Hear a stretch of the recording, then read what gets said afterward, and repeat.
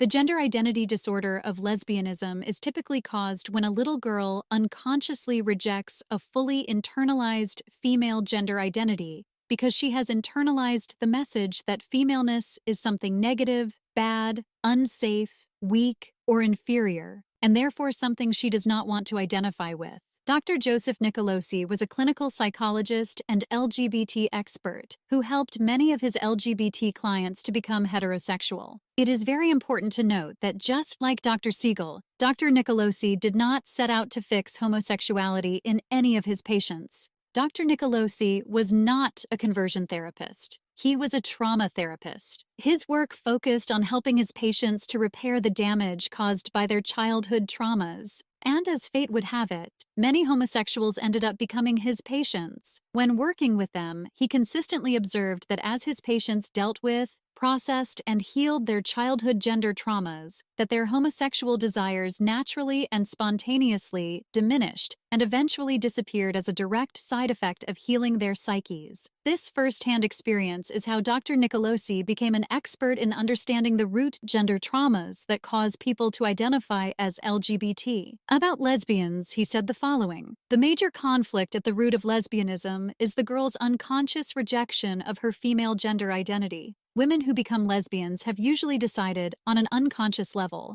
that being female is either undesirable or unsafe. Sometimes this is because the girl experienced early sexual molestation by a male. Other times, it is because her mother appeared to the girl as either a negative or a weak identification object. The identification object is the person that the child models his or her internal gender identity after. In healthy and functional families where both mother and father have healthy gender identities and both parents respect, love, and honor their opposite gender partner, children are basically guaranteed to choose the same gender parent as their identification object. However, for the homosexual, this biological and psychological process of gender identification is thwarted for a variety of reasons. I have discussed this in detail in other videos. In rejecting their mothers as identification objects, these women also reject the femininity their mothers represent. Positive identification with the mother is the basis for establishing a pleasurable sense of femininity and femaleness, and heterosexuality. As Dr. Siegel explains, from the beginning, my patients had received to varying degrees the message that it was unacceptable, even dangerous, to become like their mothers. This message is often instilled into the mind of a little girl if she has a misogynistic father who does not honor or respect the girl's mother and women in general.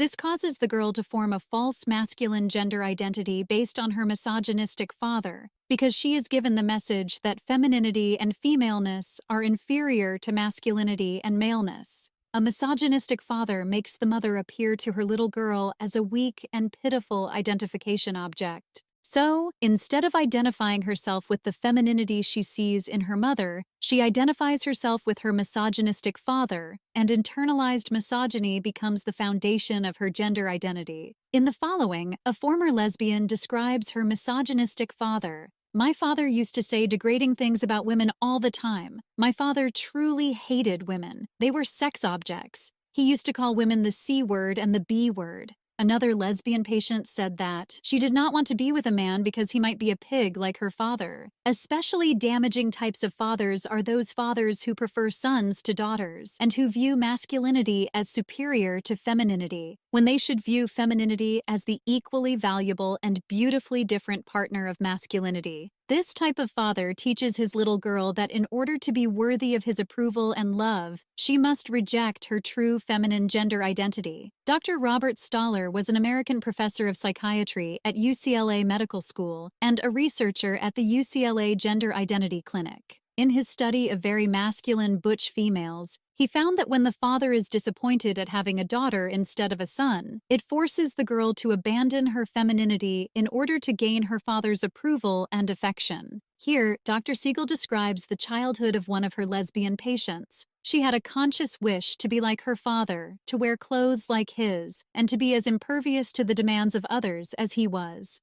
Above all, she never wanted to be dismissed as he dismissed Mother. Her tomboyish behavior reflected an identification with her father. She also always insisted on very short, masculine haircuts, which looked odd with the ruffled outfits her mother chose for her. When she was in her jeans, out on the street playing with the boys, Carla imagined she was Carl, a strong boy. Later in the analysis, it became clear that this male identification was a cover for even earlier wounds and emotional neglect. Of another lesbian patient, Dr. Siegel said, "To win her father's attention, let alone his approval, she had to act like a boy." One former lesbian client, now married to a man, here describes the unequal distribution of power that was a defining issue within her family and a factor in her unconscious refusal to identify with femininity. "I always thought of my mother as weak, while my dad was strong. I still remember thinking when I was very young that I am not going to grow up to be like Mom." Another ex-lesbian said of her father, "He's a bastard. He has no feelings. He infantilized my mother and neglected us children." Another ex-lesbian says that her own early family life was dominated by her abusive father, and as a result, she developed a strong aversion for her mother's role as the passive victim. She said, "We saw my mother get beat up quite a bit from my dad. There was a lot of domestic violence. My mother, she felt very helpless. My mother took a very passive role. Her face would be all bloody with black eyes. I know that there were many, many times that I just hated what I saw in her, passive and weak. She didn't have a whole lot of backbone. Dad was powerful. He was in control. Mother was weak. She was powerless. I didn't want to have anything to do with that." Women, to me, symbolized weakness. So what Jane unconsciously decided as a child was, if this is what it means to be a woman, I don't want to be one. Then as early as the age of 5, she found herself admiring the strong, masculine women she met, the exact opposite of the abused women in her family, whom she had resolved she would never emulate. As she explains, "As I got older, when I did get involved with other women, these women were very butch, very dyke, and very tough." At one point, she went to a lesbian therapist who told her that in order to be true to her authentic self, she had to remain and live as a lesbian. As she explains, "I was told that I was born this way.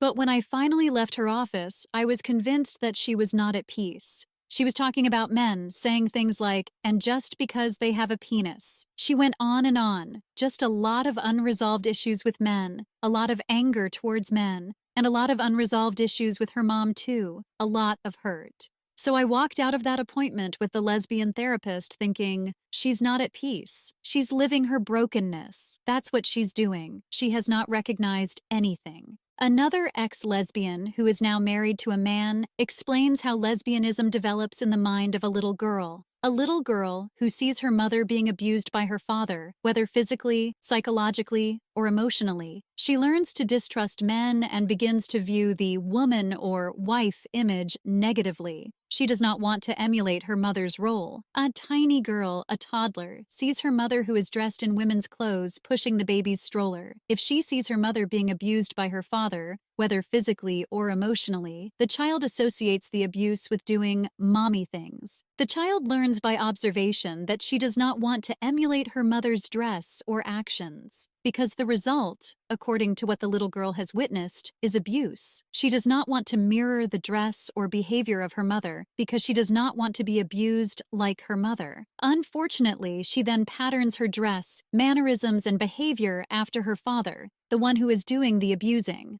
We also see the well-known psychological phenomenon of identification with the aggressor. When the father or older brothers victimize the family, and when the mother feels acutely put down by her husband and cannot stand up for herself, the daughter may make the unconscious decision that it is unsafe to claim her feminine identity, and thus place herself in a similar position of vulnerability. Instead, to avoid overwhelming anxiety, the girl refuses to identify with the helplessness of her mother and defensively identifies with the same masculinity she fears. Here, Dr. Nicolosi describes one of his lesbian patients. Whenever her parents argued, she sided with her dad, a phenomenon called identification with the aggressor. This is a psychological survival mechanism that is the equivalent of saying, if someone hurts me, I'll be like he is, so I won't get hurt. I'll be the one in charge. Identification with the aggressor is why many lesbians, as well as mainstream so-called feminists, adopt and value the traits of the worst types of men, and never the traits of good, honorable, decent men.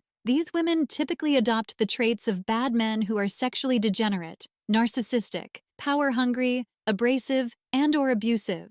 These types of women are incapable of embracing the positive and beautiful aspects of womanhood because they have never seen or experienced them. They have never experienced the feelings of being valued and safe that good men create for women. The only example of womanhood they have seen is a negative one. Their only example of male-female relationships is of an abuser and a victim, so they become like the abuser to avoid the pain of being the victim. Identification with the male aggressor is not only an extremely common cause of lesbianism, it is also an extremely common cause of female-to-male transgenderism. Again, this is because homosexuality and transgenderism are both gender identity disorders caused by childhood gender trauma. It is difficult for them to conceive of a warm, trusting relationship with a man. Based on the examples of male and female that she is shown by her father and mother, the girl who will become a lesbian concludes that males cause hurt and females get hurt. The girl who will become a lesbian forms her gender identity after the one who does the hurting, and not after the one who gets hurt.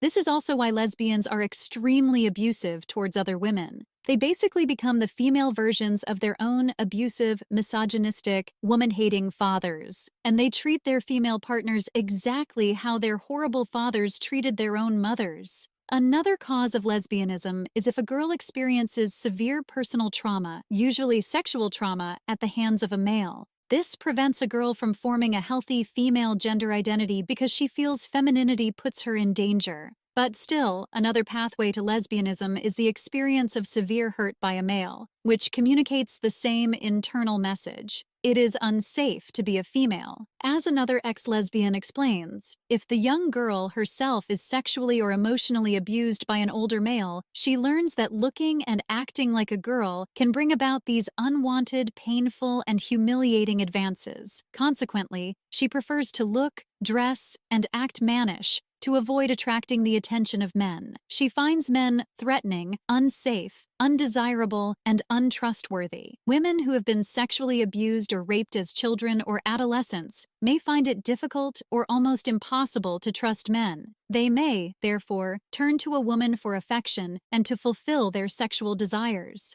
A number of women who become involved in same-sex relationships had fathers who were emotionally insensitive, alcoholic, or abusive. Such women, as a result of painful childhood and teenage experiences, have good reason to fear being vulnerable to men. Dr. Siegel says of one of her lesbian patients, she felt compelled to submit to a partner of the same sex, who represented her mother. She had to deny loving feelings for men because of the unempathic and cruel treatment received from her father. Here, Dr. Nicolosi describes working with one of his lesbian patients. Jessica began therapy, and I found her to be a sincere young woman with a genuine desire, just beneath her defensive exterior, to understand her conflicting feelings about accepting her gender. After a period of time, she told me that for many years she had been sexually molested by her uncle. Many lesbians have had disillusioning experiences with infantile or brutal men who had taken advantage of them. In women, abuse can lead to a deep fear and even hatred of men if the perpetrator is a male. Men are no longer safe. The woman's deep need to connect with another individual leads her right into close relationships with other women, often women who have been wounded in similar ways. This sets the stage for lesbian bonding to occur. There is an observation of a higher-than-average frequency of childhood sexual abuse by a male in the histories of lesbians. Sexual abuse is one of the striking common denominators in the histories of lesbians. Research indicates that around 50% of lesbian women report a history of prior male sexual abuse, which is twice as high as heterosexual women. With the enormous escalation of violence in America in general and spousal abuse in particular, which is much more commonly seen as abuse of women by men, as well as the huge increase in child pornography, child abduction, and sexual crimes against little girls, lesbianism will continue to increase. Men will be viewed more and more by little girls as unsafe, untrustworthy, and fearsome. The trauma of sexual violation can have enormous repercussions in a young woman's life. From the girl's perspective, her femininity somehow provokes sexual abuse. Consequently, in self-defense, the girl must relinquish the vulnerable, feminine part of herself. Typically, this rejection of her feminine identity is an unconscious choice.